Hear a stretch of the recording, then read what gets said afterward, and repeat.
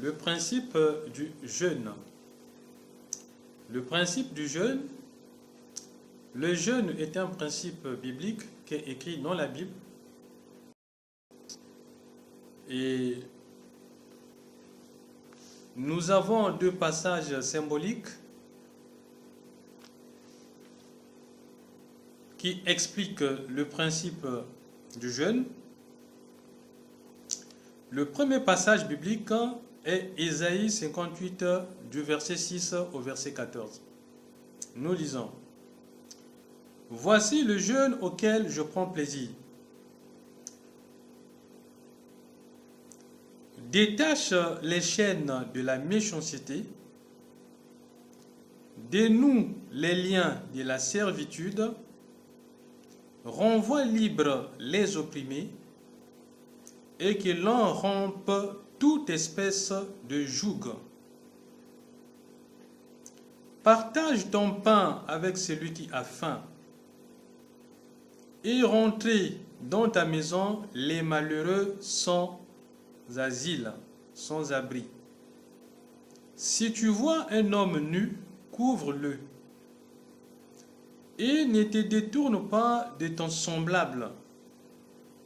Alors ta lumière poindra comme l'aurore, et ta guérison germera promptement.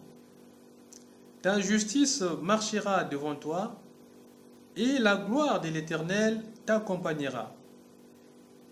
Alors tu appelleras, et l'Éternel répondra. Tu crieras, et il te dira: me voici. Si tu éloignes du milieu de toi le joug, les gestes menaçants et les discours injuriants. Donc, Ésaïe 58, du verset 6 au verset 14, c'est le premier passage qui explique le principe du jeûne. Le second passage est Matthieu chapitre 17, verset 21. Voilà ce qui est écrit. Mais cette sorte de démon ne sort que par la prière et le jeûne. Cette sorte de démon ne sort que par la prière et le jeûne. Matthieu chapitre 17, verset 21. Qu'est-ce que cela veut dire? Le jeûne est une privation volontaire de nourriture, c'est-à-dire pour le corps, et de souillure ou de péché pour l'âme et l'esprit. Donc le jeûne est une privation de nourriture pour le corps. Le corps ne mange pas, la chair ne reçoit pas de nourriture, et aussi l'âme et l'esprit ne sont pas souillés par le péché. On s'abstient de péché, on s'abstient de nourrir le corps, de nourrir la chair, pour atteindre un but donné, pour s'humilier devant Dieu et obtenir son secours. Le but du jeûne, c'est s'humilier. Humilier son âme pour obtenir les secours de Dieu. Le but du jeûne, c'est humilier son âme pour obtenir la réponse de Dieu, pour obtenir l'aide de Dieu, le secours de Dieu, afin de faire face à une situation qui est souvent difficile. Esdras chapitre 8, verset 21. Voilà ce que dit la Bible dans Esdras chapitre 8, verset 21. Nous lisons: Là, près du fleuve d'Ahava, je publiai un jeûne d'humiliation devant notre Dieu afin d'implorer de lui un heureux voyage pour nous pour nos enfants et pour tout ce qui nous appartenait. Alors, Esdras ici publiait donc un jeûne pour s'humilier afin d'implorer Dieu dans le but qu'ils fassent un voyage réussi, qu'ils réussissent leur voyage. Dans le livre de Joël, Joël chapitre 2, du verset 12 au verset 13, voilà ce que dit la Bible. Maintenant encore, dit l'Éternel, revenez à moi de tout votre cœur, avec des jeûnes, avec des pleurs et des lamentations. Déchirez vos cœurs et non vos vêtements, et revenez à l'Éternel, votre Dieu, car il est compatissant et miséricordieux, lent à la colère et riche en bonté. Et il se répand des mots qu'il envoie. Le prophète Joël ici montre l'attitude qu'il faut manifester, qu'il faut avoir pendant le jeûne. Il faut s'humilier, humilier son âme, revenir à Dieu, avec des pleurs, avec des lamentations. Et ici, on nous dit de déchirer le cœur et non les vêtements. Puisque dans ce temps passé, les gens, devant l'annonce des malheurs qui devaient arriver de la part de Dieu, les gens qui étaient frappés soit déjà par le malheur, comprenaient que Dieu était fâché, comprenaient que c'était la décision de Dieu, alors il fallait s'humilier. On prenait le sac et la cendre pour manifester cela, pour accompagner le jeûne. Mais or, ici, le livre de Joël, on nous dit déchirer les cœurs et non les vêtements. Ça veut dire que le changement, l'humilité que Dieu attend, doit venir de l'intérieur, doit venir du cœur et non du comportement ou de la manifestation de l'extérieur. Le principe du jeûne dit que un jeûne peut être réussi, un jeûne peut être échoué. Un jeûne peut être une réussite, un jeûne peut être un échec. Le jeûne réussi quand il est réservé pour Dieu et caché aux hommes. Un jeûne qui réussit, c'est un jeûne qui est agréable à Dieu et c'est un jeûne qui se fait dans le secret et les hommes n'en savent rien. C'est tout simplement un jeûne à l'intention de Dieu pour s'humilier devant Dieu, pour appeler le secours de Dieu, l'attention de Dieu. Et en ce moment-là, on ne montre rien aux hommes. C'est quelque chose qui est caché et c'est quelque chose qui réussit, nous dit la parole de Dieu. Matthieu chapitre 6, du verset 17 au verset 18, nous lisons « Maintenant,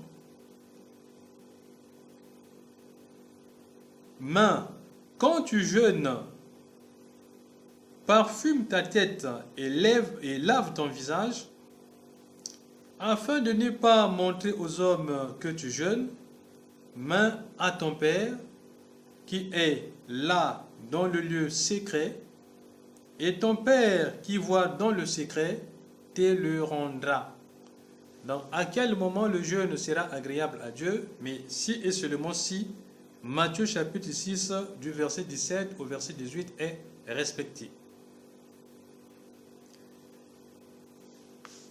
Le jeûne échoue lorsque celui qui fait ce jeûne est orgueilleux. Lorsque celui-ci rend public son jeûne.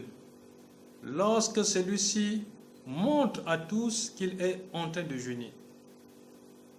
Lorsque celui-ci n'humilie pas son cœur de l'intérieur. C'est un jeûne qui est voué à l'échec. Luc chapitre 18, du verset 10 au verset 14, nous lisons, ça c'est le Seigneur Jésus-Christ qui raconte cette histoire en ce qui concerne le jeûne. Un jeûne qui réussit et celui qui ne réussit pas. Deux hommes montèrent au temple pour prier. L'un était pharisien et l'autre publicain. Le pharisien, debout, priait ainsi en lui-même. Ô Dieu, je te rends grâce de ce que je ne suis pas comme le reste des hommes qui sont ravisseurs, injustes, adultères, ou même comme ce publicain. Le publicain, se tenant à distance, n'osait même pas lever les yeux au ciel, mais il se frappait la poitrine en disant, ô Dieu, sois apaisé envers moi, qui suis un pécheur. Ô Dieu, sois apaisé envers moi, qui suis un pécheur. Je vous le dis, celui-ci descendit dans sa maison justifié, plutôt que l'autre. Car quiconque se lève sera abaissé, et celui qui s'abaisse sera élevé. Le démon du jeûne. Dans Matthieu 17, verset 21, le Seigneur recommande un jeûne particulier pour chasser une catégorie de démons. C'est donc le démon du jeûne. C'est une catégorie de démons possesseurs qui ne quittent la personne envoûtée ou la personne possédée que lorsqu'il y a jeûne et prière, que par le jeûne et la prière. Nous lisons dans Matthieu chapitre 17, verset 21. Mais cette sorte de démon ne sort que par la prière et le jeûne. Alors le Seigneur dit aux apôtres que vous n'êtes pas arrivés à chasser ce démon parce que ce démon, c'est un démon particulier. Ce démon ne sort que par le jeûne et la prière. Donc vous associez les deux, alors vous pouvez faire face à ce démon. Il va s'en aller, il va quitter, il va partir. Donc vous devez aussi pratiquer le jeûne et la prière ensemble pour faire face à ces gens d'esprit rebelles.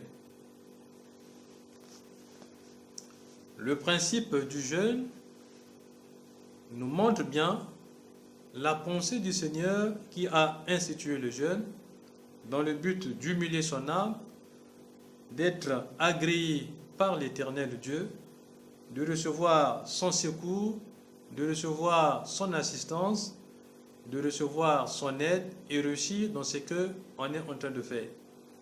Qu'il s'agisse de prendre une décision, qu'il s'agisse de faire un choix, de suivre une direction, de juger, de porter le jugement sur quelque chose, de chercher la lumière,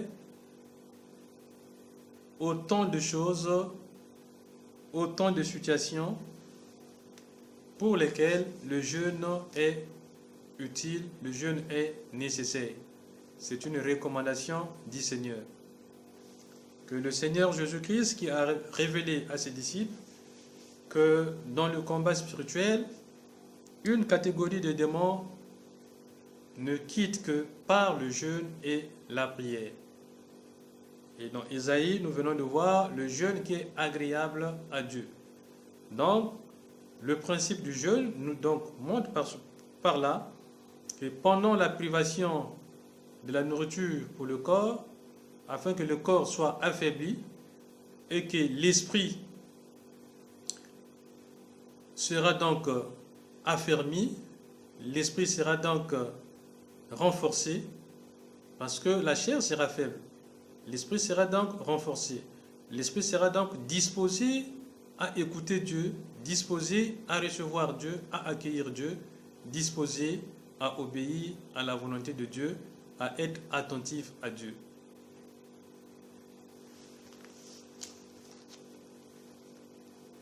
Le Seigneur Dieu Tout-Puissant, lui qui est bon et qui nous a montré ce qu'il faut faire pour faire face à plusieurs situations que nous rencontrons, que nous vivons, nous le bénissons, nous lui rendons grâce, nous le glorifions, nous glorifions le Père au nom de notre Seigneur et Créateur Jésus-Christ. Amen.